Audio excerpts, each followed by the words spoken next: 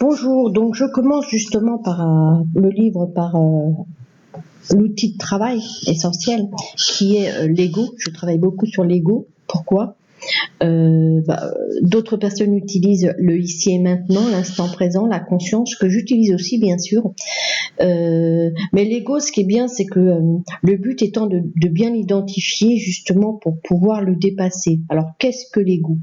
L'ego en psychologie, c'est la représentation que nous avons de nous-mêmes, tout simplement.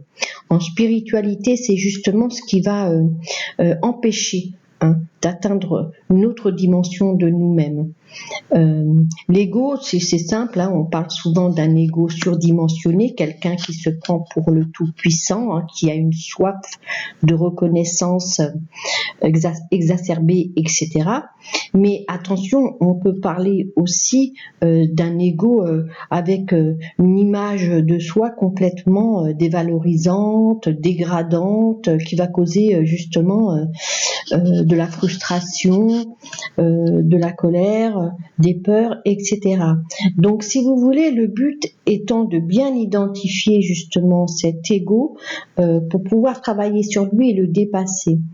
Alors, qu'est-ce que l'ego? L'ego, c'est la représentation, c'est la représentation que nous avons de nous-mêmes et la façon dont nous nous sommes construits, notre identité, entre guillemets.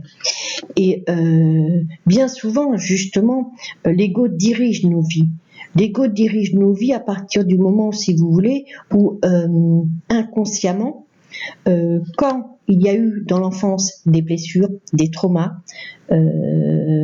etc., eh bien, l'ego prend une place très importante et dans notre mode opératoire et dans notre mode de construction, justement, on se déconnecte du réel et quand ça perdure dans le temps, à l'âge adulte, eh bien, on n'est plus du tout en phase justement avec la réalité.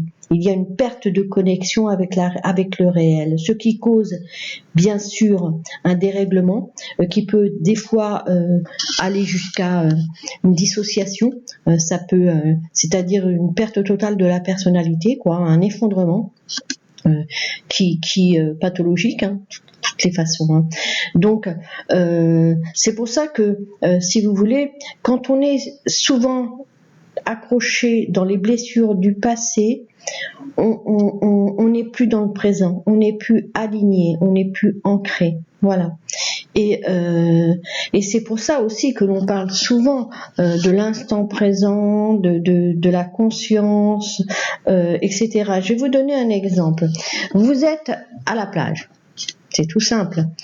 En 2 secondes, vous avez une pensée qui arrive et qui va vous plomber l'ambiance, direct. Ping. Et ben ça, c'est l'ego.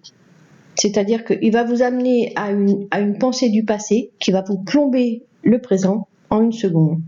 La charge émotionnelle qui vient s'ajouter au moment présent. Ça, c'est ça, c'est le jeu J-E-U de l'ego. Voilà, c'est un exemple. Mais c'est pour ça que si vous voulez, l'ego dirige nos vies. Il y a des personnes qui s'en rendent même pas compte parce que on est en mode inconscient. Mais malheureusement, cela dans le quotidien, ça amène beaucoup de conflits. De conflits intérieurs, dans les relations professionnelles, interpersonnelles, les difficultés. C'est quand on n'arrive plus à avancer, justement, que l'on commence à se poser des questions, que l'on défait pour refaire ce mode de construction. Voilà, je vous dis à bientôt pour la suite. À bientôt.